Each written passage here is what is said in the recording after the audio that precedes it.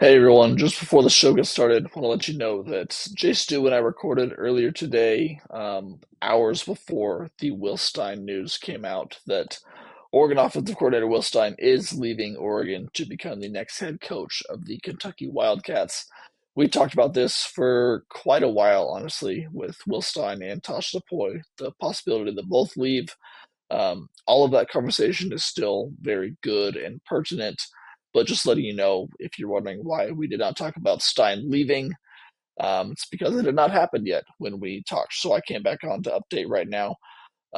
We don't talk about candidates or anything, kind of a little bit about the fallout, what will happen for the Ducks in the playoff if he does leave. But if you are looking for info on candidates or questions to ask and answer for the Ducks over the next few weeks with Stein leaving, head over to duckswire.usatoday.com. I've got a lot of stuff up on this there. So we'll be back on, I think, this weekend, like we said.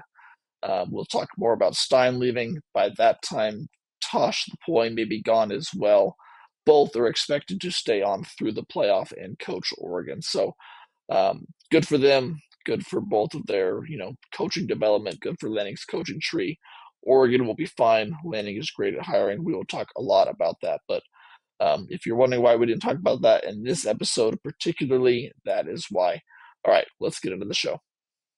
What's going on, everyone? Welcome to the newest episode of the Believe in Oregon podcast brought to you by FanDuel Sportsbook. I'm Zachary Neel. He's Jonathan Stewart. Stu, what's up, man? You back in Charlotte? A little bit colder? Yeah, a little colder. Got my little vest on, my little zip up and all that. So I'm staying nice and bundled because it is definitely cold here. There you go. Yeah, you got to enjoy the nice California sunshine. I would feel bad for you if I didn't see the backdrop of your podcast last week. I was like, all right, he's fine. Yeah, I'm fine. Okay. No, it's been a fun 2 weeks, going to Oregon, playing golf with you, watching USC, Lose. basically wet the bed. And then going to California, spending time with the family for Thanksgiving. That was fun. So and then getting back to Charlotte and watching the Carolina Panthers win. Told you, dog. What'd I tell you? They're looking decent. Bryce Young is looking kind of promising. Bryce Young. We call him Brilliant Bryce. BB. Brilliant Bryce. Yeah. He's doing well.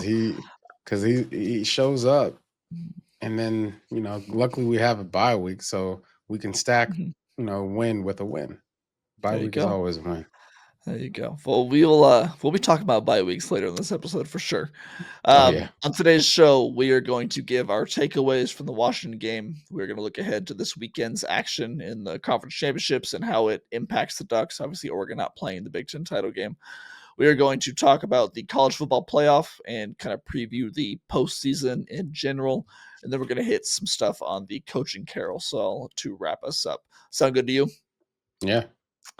All right, let's get started. Oregon 26, Washington 14. How did you feel about this game? I mean, emotions of beating Washington are great, obviously, but take away the opponent, nameless, faceless opponent. How did you feel about this game and how Oregon just performed in this tough environment? Cold. I mean, I was up there. It was freezing. It was colder than when we were golfing. How did you feel leaving this game? I felt good, given the stakes and all of that's riding for Oregon. Everybody knew who was going to win that game. It was going to be Oregon. I don't think we came out of there relatively healthy. But I came out of there feeling really, really excited about Malik Benson. Oh God, yeah. How could you not? Jeez, I mean, that touchdown that he had, the deep crosser route or whatever route it was, it looked like a deep crossing route, and he just outran everybody. Shot out of a cannon. Jimmy Radcliffe is, right? Of course. Yeah, he's an Oregon legend. Great, Oregon legend. He used to say you cannot tackle a blur, right? Malik Benson was a blur to UW. They could not tackle him because he was too fast. And when you're running that fast, you're going to break tackles, period, point blank. And so just seeing him step up, over the course of November, with Decorian Moore going out, and obviously Kenyon Sadiq, is a huge beneficiary of Decorian going down. But Malik Benson in that room, you talk about a guy that just takes full advantage of his opportunity. That's what this game is all about. It's special in that way because you get to see guys come from the ashes or bloom rather, Mhm. and I'm just super happy for Malik Benson and just this opportunity, the breakout opportunity that presented himself, but he answered the call. So to me, leaving that game and to be excited about what the rest of this year looks like for the Oregon Ducks. Despite all the injuries that have been laid across the board, across the line there, we've somehow figured out ways to prevail, and Yeah. that's what really excites me about this team going forward into the rest of the playoff stretch. So, Yeah, it's um, just another testament to their depth. That I mean, they yeah. were actually a bit healthier in this game than the USC game. They at least had their starting Hmm. offensive line back for this game, and credit to Washington, they did a really good job of stopping Oregon's run, but they were also playing 8, 9 guys in the box almost Yeah. every play. So they said, I liked their game plan. Like I really respected Washington for their game plan. Said, hey, you're not going to run the ball on us. Throw the ball with whatever pass catchers you have left. And Oregon has some really good pass catchers left because they are so deep and so talented that it's like, all right, this is not a big deal. But And just I Dante like their Moore. game plan. And I mean, you're basically saying, hey, we're gonna die by stopping the run, or you're Yeah. gonna die by stopping the pass. Mhm. Like, what are you gonna do? You're gonna die, Yeah, and gonna die and that's some what I way. love. That's what I love about this team. They figure out ways to adjust and adapt, and that's what good teams do. They figure out ways Mhm, to you know play complementary football. And mhm. it was good to see that we were able to get after their quarterback on defense. He's slippery. I mean, there probably could have been another 10-sack game if he Oh, yeah, wasn't so slippery. yeah. Um, but having 4 sacks, doing their job on that side of the fence. Um, I feel pretty good about where Oregon's headed. Mhm. I feel good about the season. The regular season, everyone, including us, we were kind of hesitant about the schedule and the strength of the schedule and what that's going to mean. But kudos to the committee. They gave us a little helping hand. Mhm. They acknowledge that that Oregon is a contender and not a pretender. Yeah. I liked speaking of Oregon's defense, I really liked Oregon's defensive game plan. I think it was solid. They felt very comfortable to let Washington run the ball a little bit. They were not loading the box. They had 4 down defensive linemen, maybe a linebacker in there, and then everything else was kinda just in the secondary. They were saying, "You are not gonna pass on us." Like, it was a perfect game plan for someone who knew they'd be playing from ahead. They said, Yeah. they know that Jed Fish is an offensive coach. He's going to get kind of antsy at some point and want to throw the ball and put that ball at risk. 2 interceptions. I mean, they performed defensively very well. I think it was just a really good game plan. The safeties played great. I think the linebackers for the most part played really well. Front four caught a ton of pressure just by themselves without bringing blitzers. Again, like you said, Demond Williams, really good player. Hats off to him. I think that he is so slippery. I like what Tosh Lupoi did with this defense and the game plan they had. And that's, we'll talk about this later when we talk about the carousel. But credit to Tosh. I know he's gotten a lot of hate over the years at Oregon for what he does in some of these games. I think he's on a streak of calling some really, really Really good good game. defensive game plans, defensive schemes. He deserves the coaching buzz that he's getting. I think that he's turned into a really good defensive play caller that showed again in this game against Washington. Yeah, and again, Dan Lanning, um, he always does this. He knows Mhm. how to get his team prepared for a football game. This wasn't just a football game. This was the most hateful game of the year. Yeah. We don't like UW, and he prepared his team. And what I love about watching, the younger guys, this team, when they go out, it's like they buy into this environment. They buy into um the hate against the UW, the legacy here Yeah. that they get to be a part of. And the dubs down, everything about the celebration after the win. Just that's why you love college football. You love college football for that very reason. This is years and years of people cheering for their for I-5, Interstate 5.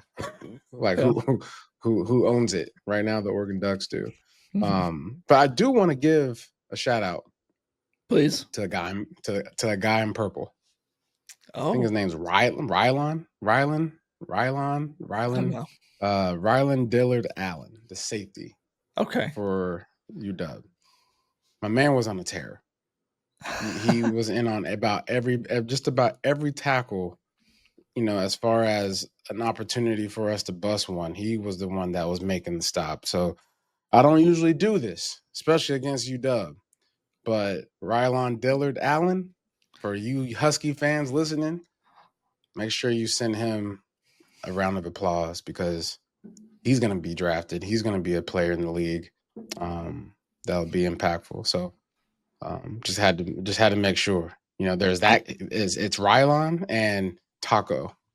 uh-huh. Remember Taco, right? Taco is Sicario. the Yeah. slot. Yeah. Yeah. So there's only two guys this year that have gotten my respect. Um, as watching our Ducks take over. So Yeah. I'm surprised you were. I thought you were being sarcastic when you said you were giving a shout out to a Washington player. I nah, thought you were gonna man, make a joke, but no, that's you, good. safety in Um, the box doing the dirty work. That's off the chain. are you concerned at all about the fact that we could not run the ball very well against them with a loaded box? Does that ring any alarm bells in your head? No, it doesn't. I think also in this type of game, this environment, that environment, you were going to be you had to call running plays, and I'm Mhm, glad Will Stein just called them mhm. because just because you're getting 3 yards of carry, I think it was two. We got 2 less than point 3 yards of yeah, carry. like 2.1 or something But I like that. I mean, forget what the stats are. we had a sack in there. Let me see. It was less Uh, than 3 yards for sure. yeah, 2.5. Yeah, Take away Dante Moore's 1.6. We're somewhere hovering around 3. Right. yeah. And so, how I feel about them, trying to stop us as a unit,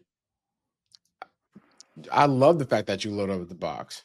So that just means that we go to our air attack. And I think if I wasn't, that's why I'm so excited about Malik Benson. Mhm, Right? It's like if you do this, you put on film that you can stop the run, but you can't stop us as a collective. mhm, And that's what makes a good team. That's what makes as a fan make you confident in your team making it in the playoffs because they have other ways to beat you. Right? It's mhm, just not just one. And even if it is the running game, we can beat you grinding it out. We can beat you by hitting, explosive plays in the run game. And if you want to stop all that together, we're just going to hit you over the top for explosive plays in the passing game. And so there's not a lot that I feel, concerned about, as far as this game and what they put on display.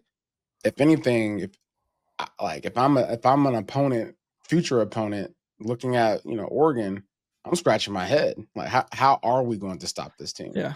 You can't stop everyone. It's like you gotta pick your Yeah. poison and just hope that Oregon's not clicking on some level, but so far they have been.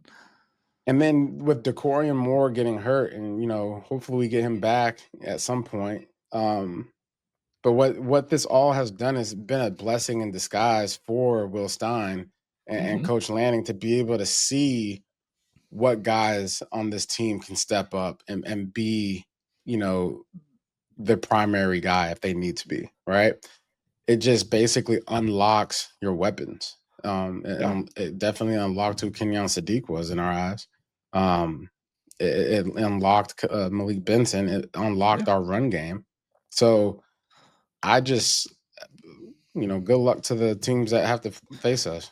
Not I mean, really, think but about Think about where this team would be without Malik Benson right now, because he's had so many big plays over the past month since the other guys went down. He had that catch in the Yeah, Iowa game, which is incredible. Helped them win that game on the final drive.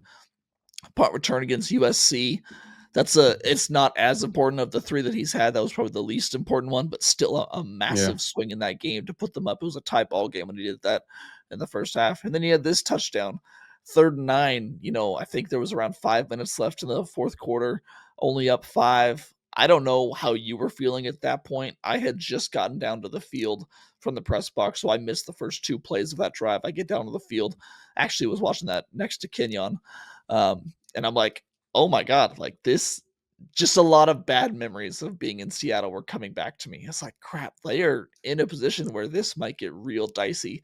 And then he hits that yeah. over the middle, and it's like, okay, you see all the defenders around him, be like, all right, nice. First down, we're good. Keep driving. And then he just Nope. shoots out of a cannon.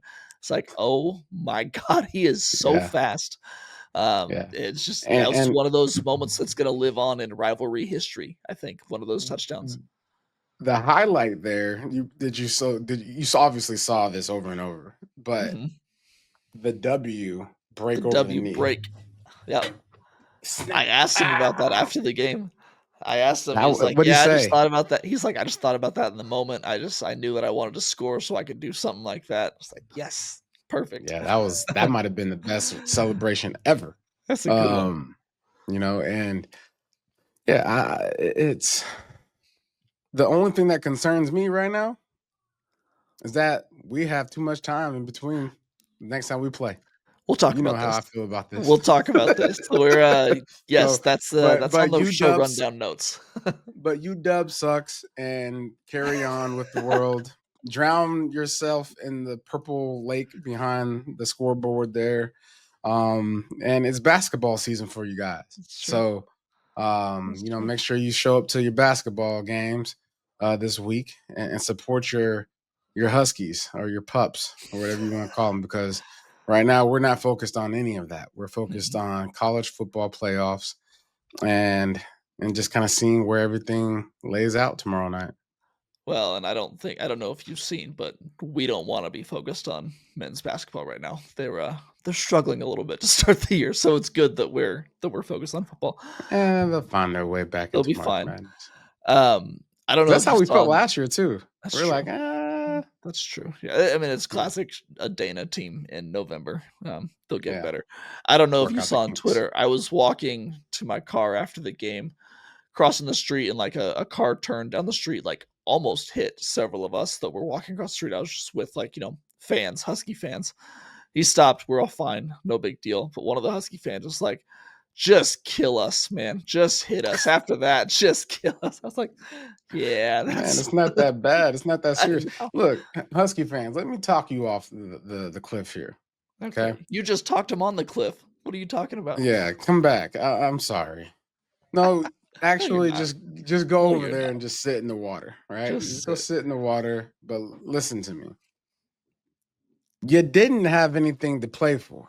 It's true. Okay, to be Yeah. honest, right? What did you So lose? Nothing. you'll go to a bowl game, Mhm. waste flight miles and all They that kept their and coach. gas. Their coach is You still kept there. your He didn't coach. leave. He's still there. He didn't want to leave. He still liked you enough Well, to he stay wanted around. to leave. He just did not get the job that he wanted.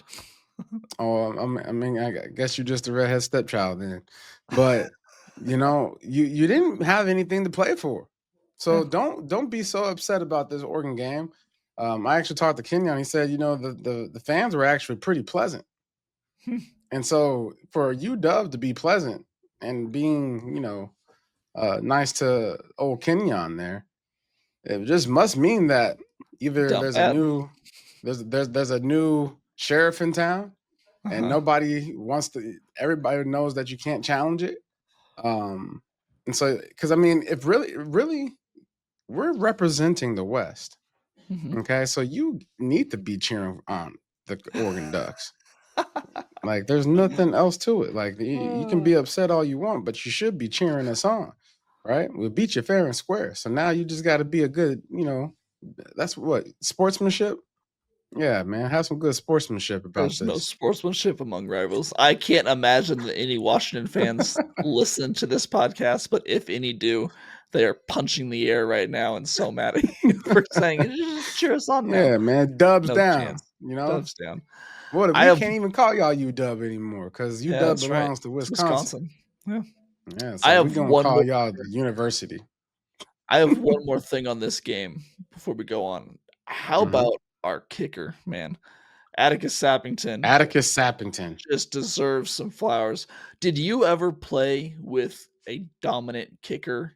And what was that like if you did? What's that like for the offense? Like what does that do for you guys? What does it open up on that side of the ball? Man, in college, I did not play for a dominant kicker. Well, he played at Uh, Oregon, fa so we know. yeah. We're aware. But Carolina Panthers, Do you have trying like to Graham think. Gano or someone? Graham Gano was pretty good. He was pretty good. Like every Uh-huh. time he stepped on the field, Graham Gano. There's a couple games where, yeah, Graham Gano, he stepped on the field. It was like, okay, we'll get 3, Uh-huh. no matter what, right? And even like to just, hey, we just got to get in position so that way Gano can kick this in, right? Mhm. So like even just your method to winning games and your mentality, just doing the job, like, hey, we just got to get to the 35-yard line. Sometimes the Mhm. 38, sometimes Yeah. maybe the 40, maybe try it out. Right. Mhm. Um, and that's a good feeling to have, to know that there's multiple ways to close out a game if you need Totally. to, especially and especially like second half or first half, right? You got a 2-minute drive and you just want to get some points on the board before you go in. So the pressure is not on you to score a touchdown. The pressure is just to find the momentum shift to get points on the board. Yeah. So Atticus Sappington, you that guy. The fact that the Ducks now have that wrinkle in this offense and a Yeah. field goal kicker, they at least feel confident in. I mean, I don't expect him to go out there. If it's over 45 yards, I'm still gonna be a little like, okay. Yeah, But just go like, for it. yeah, Fourth and right, two. maybe. A 51 yarder, the fact that he hit that was like, oh my God, I can't believe that. But Yeah. this is already an explosive offense that's, like we said, hard to stop. You got to pick your poison, which way you want to die. Now, when they've got field goal kickers and can even add 3 points on drives where they stall out a little bit, that's Yeah. great for this postseason. I'm very excited about that. Especially as you play teams that are going to have better defenses, right? The Totally. expectation isn't going to be Oregon just, picks up the ball and, walks down the field and scores a touchdown. It's Yeah. going to be a lot harder. It's going to be a lot tighter fits. You're going to have to make the right reads. The margin for error is just going to shrink. So, Yeah. Well, I want to talk about conference championship weekend coming soon. Before we do that, we mhm. need to tell you guys about our newest sponsor, Backer. It's an outerwear company founded by an Oregon alum that Jay Stu and I have had the pleasure of working with recently. Incredible stuff. In the press box, where obviously, not allowed to wear team colors, team gear. Really wish I had my Backer gear on because I was a little cold up there. It was windy, you know what it's like up on Mont Lake, but great stuff, great materials, keeps you dry. Waterproof jacket, cool jacket, insulated jacket, handful of hats. If you want any of this stuff, go to backer.com. That's BCKR.com. Use a promo code BELIEVE10. That's BLEAV10 at checkout. You get free expedited shipping and 10% off your purchase. Holiday season coming around. I can't imagine a better gift to get anyone in your life. It's a little bit expensive. I know the price tag is a little up there, but it is, high quality stuff. I love this gear. I know Jay Stu does too. So again, that's backer.com, BCKR.com. Believe 10 for 10% off and free expedited shipping. You're not going to want to miss out on this product. All right, let's talk conference championship. Oregon, not in the Big Ten title. Thank God. That's great. I know that we unfortunately were Ohio State Buckeye fans on Saturday morning, but they came through. They didn't make that stressful. So Oregon gets a nice little week off. We're gonna get into their time off soon. Let's not do that yet. Let's talk about games to pay attention to this weekend. There's some meaningful ones.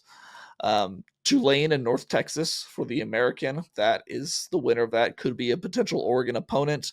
Georgia versus Alabama in the SEC championship. If Bama wins, that could potentially knock Oregon down in the seeding, depending on where the playoff committee puts them, whether they would put them ahead of Oregon, even though they have more losses, that's just, something to watch, but only if Alabama beats Georgia. If Georgia wins, that's fine. Duke versus Virginia for the ACC championship. Potential Oregon opponent once again if Virginia wins. If Duke wins, the ACC might miss the playoff altogether. So, are you interested in any of those games? Any of those stand out to you? It'd be nice to play Virginia. I feel like Oh, we'll of roll them. course. I would love to play Tulane or North Texas too. Either of those games, I think I would love. Yeah, yeah. Way different than There's last year. God, there are also some fun games to watch out for. I don't think they really impact Oregon, but Ohio State, Indiana in the Big Ten title, like that game is just going to be fun. Two of, I think, Mhm. the best teams in the nation right now, two of the best defenses. Two, I think the winner of that game probably wins the Heisman, Julian Saint or Fernando Mendoza. And then BYU and Texas Tech. Maybe an Oregon opponent if BYU wins, probably not. But just another good game to watch, a rematch from a few weeks ago. Yeah. No, I don't. I'm having the hardest time just believing in this Big Ten championship thing. Having the Explain. hardest time. Indiana and Ohio State are the best teams, best two teams in college football right now. Mm-hmm. Why do they have to play an extra game? Just get rid of conference titles altogether. They're pointless. Like, I'm sorry to tell you, like, we have entered the thinking of pro football.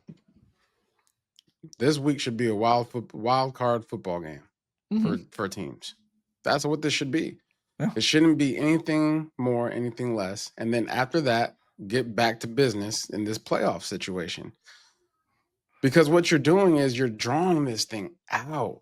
Oh Mm-hmm. my Just making it God. longer. Yeah, like maybe I get 2 weeks. Maybe just the team that has the longest bye should be 2 weeks. Okay. Yeah.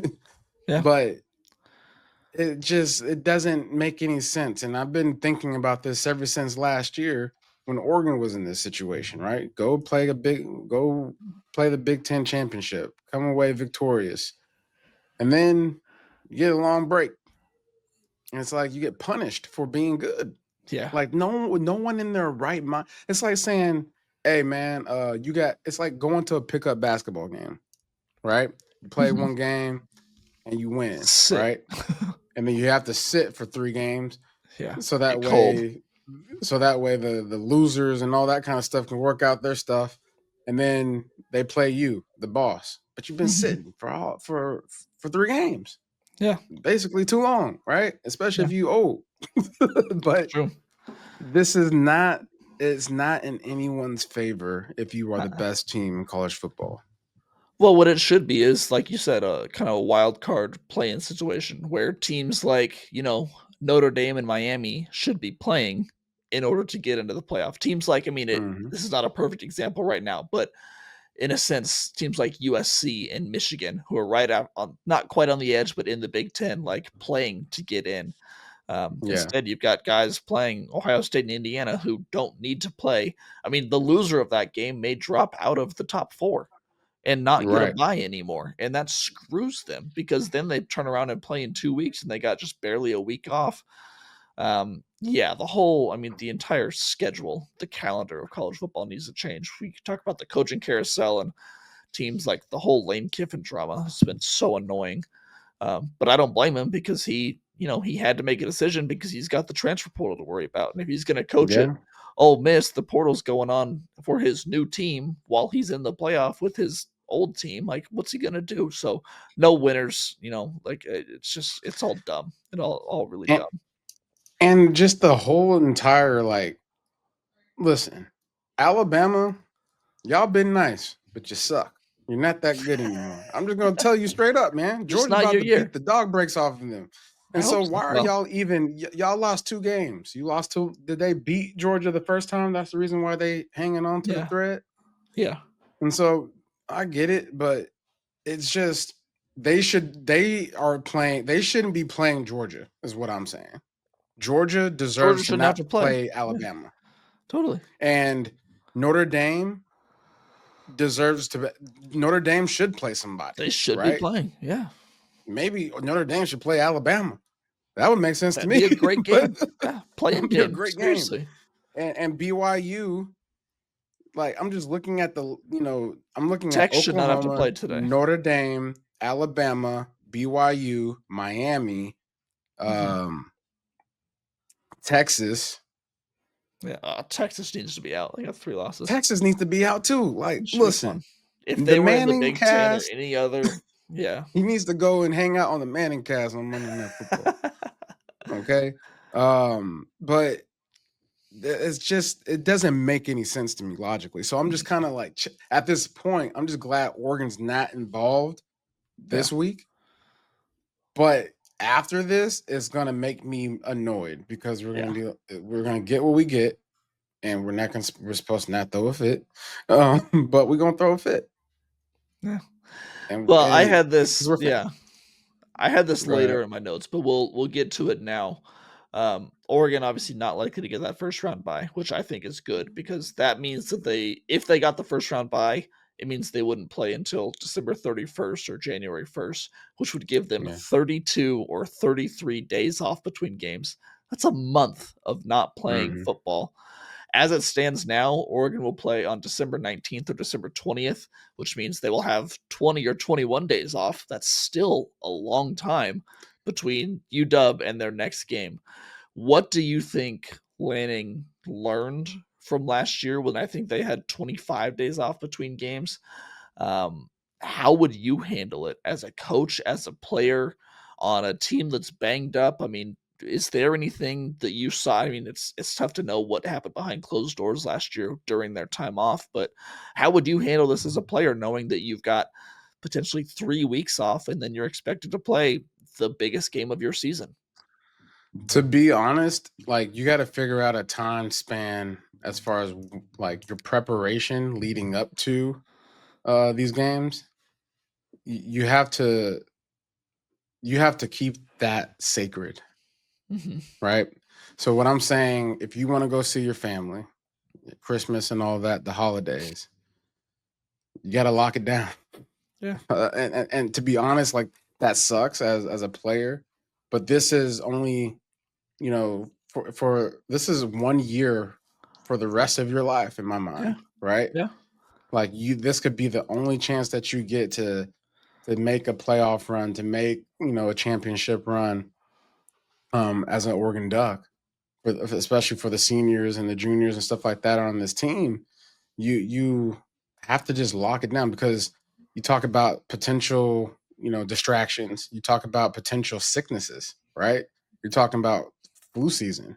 Yeah. You go home, you bring it back to the locker room. Now everybody's sick. Uh-huh. So you're battling and hydrating and trying to manage just staying healthy, right?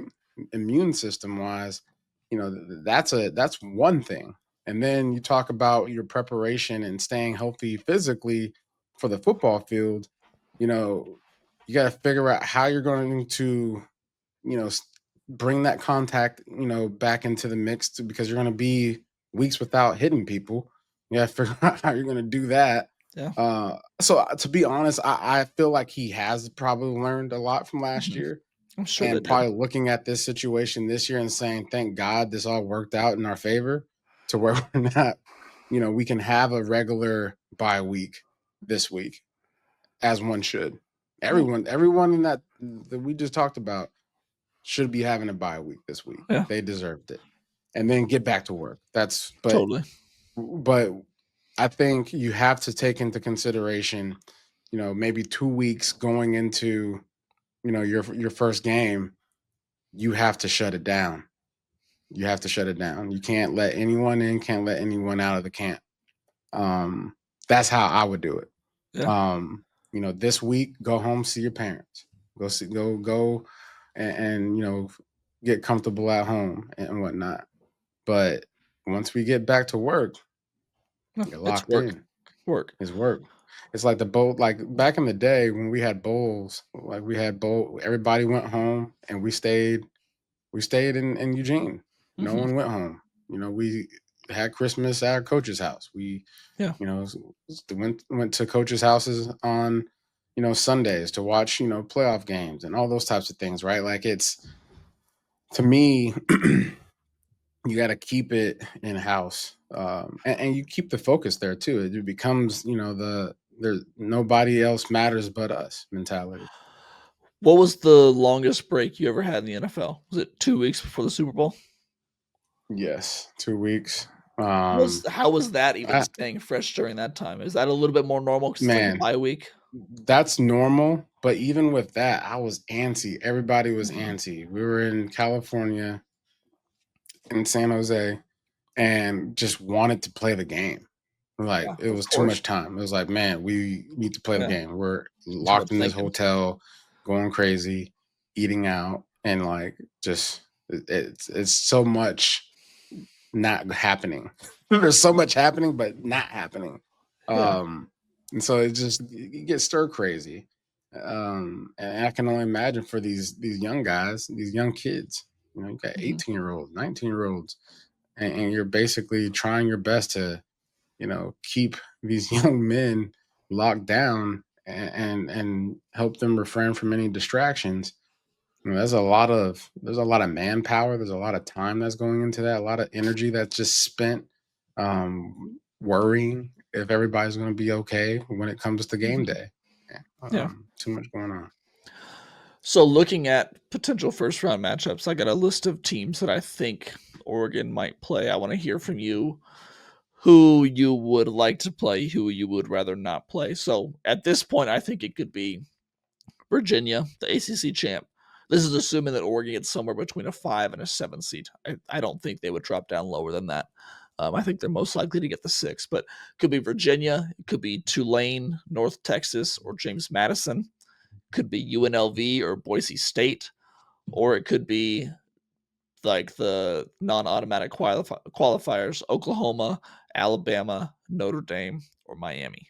Are there any teams? I mean, it's not hard to say who you'd want to play out of that group, but who would you most not like to play in that group? Uh, Let's look at those final four because I think the first six, you'd obviously. I mean, I'd like to play yeah, Virginia, the Tulane, first North I Texas, would James play any of Madison. the. I Yeah, wouldn't want to play easy. North Texas though. Yeah, I agree. I mean, they're a good team for sure, good coach. Yeah, I wouldn't want to play Um, North Texas. I I mean, I'd wouldn't. still like to play them over Alabama. Would you not? I just I don't see Alabama. I don't see it. Okay, I don't okay. feel it. I don't care about it. I'm tired of it. So out of that group of But Oklahoma, Alabama, Notre Dame, Miami, who would you most not like to play? Miami, Really? Okay. For me, it's Miami Notre played Dame. pretty. Yeah, I hear you. My Miami had a really good showing this past weekend. Like They're a good they're team. getting ready for playoffs. I So just don't trust their coach or quarterback. yeah, no one. I Okay. mean, yeah, we didn't when he was here either, right? No But trust. I wouldn't want to play that team just based off of momentum. And what we talk about all the time is peaking, Mhm, and maybe they just haven't peaked and not even scratched the surface all year, right? mhm, yeah, Um, but you know, we'll see. But yeah, I would not want to play Miami, Alabama. In my mind, they're just not that good. uh-huh, Would I want to play them? Still no, but yeah, no. I feel how I feel about them. Um, who else did you say? Notre Dame, Oklahoma and Notre Dame. Oklahoma, Notre Dame. I I wouldn't mind playing Oklahoma. I think they've got a great defense, but they can't really score the football. So Yeah, yeah, they I can't think score. that's fine too. And then Hmm. Notre Dame, I think, is they're a team that in my mind is peaking at the right time. I think they're starting to Yeah, play some really good football after a tough start to the year. and that Love kid, the running back, Mhm. I don't want no parts of him. I'm Really not gonna good. just Yeah, keep. he's a Heisman He's really finalist. he is really good, Yeah. and they're okay. They're okay leaning on him. That's Mhm. what scares me the most. Yeah, absolutely. So According to our sponsor, FanDuel Sportsbook, the Ducks are currently listed at plus 390 to make it to the national championship. That's the fourth best odds in the nation. Ohio State at minus 145. There's obviously a lot of confidence there. Indiana at plus 160, Georgia at plus 290, and then Oregon at 390. You also have Texas Tech at plus 430 and Texas A&M at plus 490. So that really is the Big Ten title game. Like they think that's going to be the championship game, which is just insane that we're doing this already. Yeah. But whatever. Um, you know what? You should have took the bet last week when it was plus 1,000. Well, so that's a different. That bet is actually still plus 1,000. That's to win the title. Oh, Oregon's still listed okay. at plus 1,000 to win the title. They're plus 390 to make it to the title game. Just like last week, though, I'm still Yeah. encouraging to take that because it That's feels like it's a yeah. bet. It's a bet against injuries. And if Oregon gets healthy, I truly, truly believe that Yeah. they can do it, that they can win it all this year. It's just, are they going to get healthy? They've got 3 weeks to do so. Maybe even, I mean, if you have a first round matchup against Virginia or Tulane or one of these teams where you're a 17 Yeah. point favorite, maybe you rest someone like DeCorian or Gary and know that you could beat them without them. And so then you have 4 weeks for them to get healthy. So yeah, that plus 1,000 is still juicy, as big as it's going to get right now. So You know what's gonna happen? what's We're that? going to win. We're gonna win the championship this year. Uh huh. And while doing so, everyone's gonna be complaining about the playoff structure for sure. Okay. And then after all of this madness, there's gonna be a lot of changes after Oregon wins this championship because you're gonna say, you know what? The Ohio's of the world, the Indianas, the basketball school, um, the Notre Dames, the Georgias, they're all going to be sitting there scratching their head like, well, how did we let this happen? I mean, Oregon Okay. got screwed last year. Exactly. That's what I'm saying. It's going Yeah, to take us winning it for them to make something happen.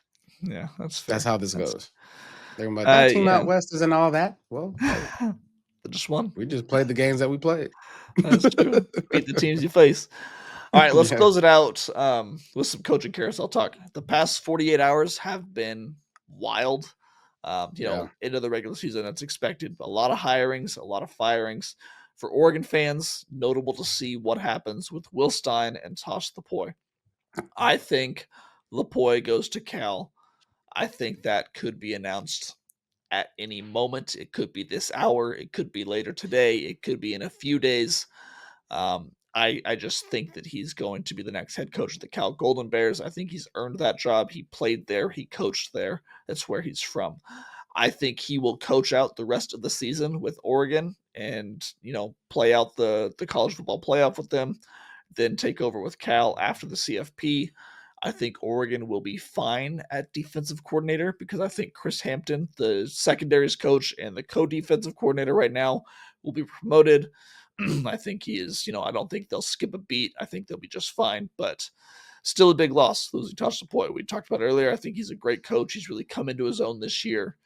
Um, if and when he takes that job, good for him. Congrats. Yeah. Awesome. Your thoughts on that? I think it's all of that's what this game's all about. People have to remember, this game, this entertainment, right? Mhm. And when you're done coaching, when you're done playing, the game is going to continue to go on, right? Uh-huh. And the game is not always good to you. That's the love-hate relationship with football, basketball, whatever it is. But you get the opportunity, you're grateful to be married to it for a while, right? But eventually it ends in a divorce. So, what you have to do while you are in the game, when you're invested, your time, your family, um, and as if you're a player, your body, you're sacrificing so much. You have to take advantage of what football gives you. Mhm. If you ball out as a player in college, you get an opportunity to play in the league. If you ball out as an offensive play caller, defensive play caller, you get elevated to better jobs. You Yeah. get elevated as to a head coaching position, right? And what I loved hearing Dan Lanning respond to all the coaching shift and all that was I'm actually happy that they they get these looks because it speaks Absolutely. volumes to who I am as a coach. You know what I'm saying? Like this is an opportunity for me to create a coaching tree, right? You talk about the Sean McVays, you talk about, the guys in the pros and the lineage of where these up and coming coaching staffs are coming from and where they're attached to and all those types of things. That's what you want to be as a head coach and landing. You want to be a guy that's bringing in coaches, bringing in players, and getting them promoted. Hmm. Because then that gives you the best baseline on how to grade his career. And so, and then hopefully, Tosh and or Will. Will Will Stein. Hopefully, he gets an opportunity uh, and goes and wins, right? They Mhm. go off and win, and they create coaching trees, right? And um, that's what this is all about, man. And so, kudos to those guys. Kudos to him. Um, for having an excellent season. And it's just not this season, right? It's the lead up to It's this season, steadily building. Yep. steadily building and steadily developing players. Seeing guys like Tuioti, seeing guys like Yeah. Mateo come out of nowhere and just start being beast on the field. Seeing Bryce Betcher, a guy that was a walk on local to Oregon, become essentially Oregon great. You know what I'm saying? So, that's a testament to Dan Lanning, to defensive coordinator, and just the development process that is at Oregon. Bryce Betcher became the first Oregon player since Noah Sewell in 2021 to have 100 tackles in a season this past week against Washington. Like that's the thing they're developing. Yeah, Um, I felt really confident originally that Will Stein would probably stick around for another year. There just weren't many jobs in this cycle that I thought appealed to him or were really big enough for him, or like just the right, like obviously LSU, Florida, I think Auburn was probably closer to him, but like LSU and Florida, Penn State were probably a little bit too big for Stein at this point. I don't mm, think he's up there with like the Lane Kiffins of the world. Um, but then last night, Kentucky became open. They fired Mark Stoops. Will Stein from Kentucky grew up there, went to Wildcats games as a kid, played at Louisville, obviously their rival, but that I think is a job that could entice him. I'm still not sure he would take it. I know that he's, at least somewhat interested, may interview for it. I don't know if he would take it ultimately because I think that there are better jobs down the road for him. Say he stays another year with this offense with Dante again. What we've said, the 2026 championship year, that's there. If he stays another year, has more success, then those upper echelon jobs, the Penn State, the LSU, obviously they won't be open next year, but that type of job does become available to him in my mind. That would be my pitch for him staying another year. Obviously, I want him to stay another year because I like Will Stein. I think he's a good offensive coordinator. I don't think that's a crazy opinion to have. Um, Again, Oregon would be fine if he left. Dan Lanning has done such a good job hiring coordinators and coaches. I'm sure he would get another good guy in there. I believe it would be Rashad Samples, the running backs coach and or assistant head coach right now, that would step up. I don't know if that's a sure thing or not, but I know that Dan Lanning would have. That's the offensive coordinator job at Oregon, highly coveted position, so that he would have his yeah, pick of the litter to fill that job with the right guy. That'll be another one that, like, today, tomorrow, a few days from now, it could be announced that Stein is taking the job or turning down the job to stay at Oregon.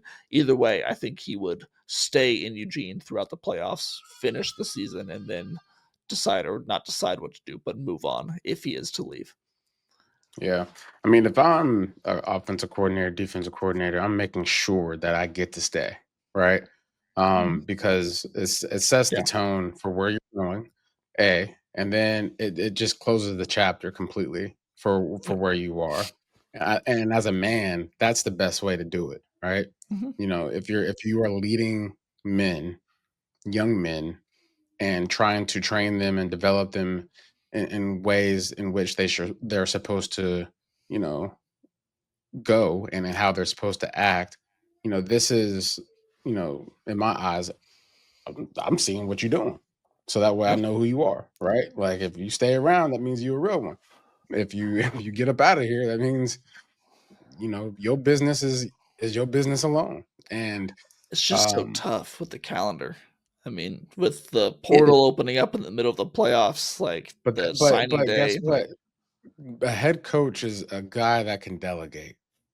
yeah. Okay, a head coach he finds his counsel. He knows where they are, and those guys go out and they get the ship started. They get the thing starting to sail.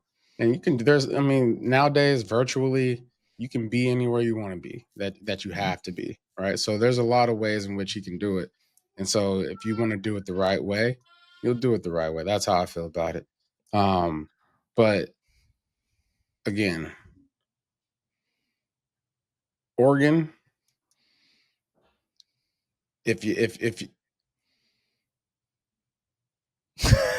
What are you trying to say here? no, if Oregon, I'm just basically like, if I'm Will Stein, right, Uh-huh. I'm staying.